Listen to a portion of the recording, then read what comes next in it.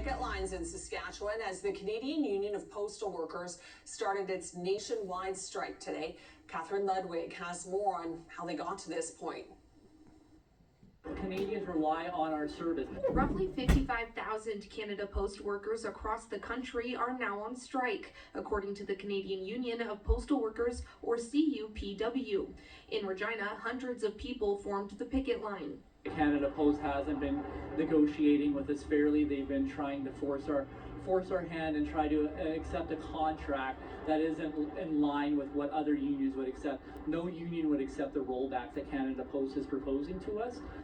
CUPW is asking for wage increases aligned with inflation, enhancements to group benefits, as well as improved health and safety protections. Canada Post says it's disappointed with the nationwide strike. It says it's offering a wage increase of 11.5% over the next 4 years, on top of the quarterly cost of living allowances. It's also offering a new delivery model that brings in more part-time workers.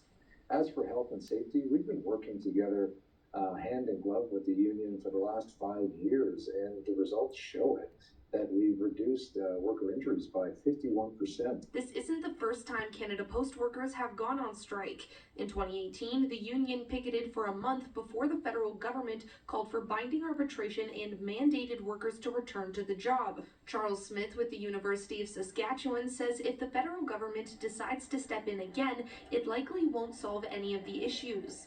For government, it solves an immediate political issue, but for workers and even employers, it doesn't solve the issues that are leading to these disputes in the first place. And it actually ends up undermining the collective bargaining process. Both Canada Post and CUPW say that neither party wants the federal government to intervene, and for both sides to carry out the collective bargaining process. Give me that. Catherine Ludwig, Global News.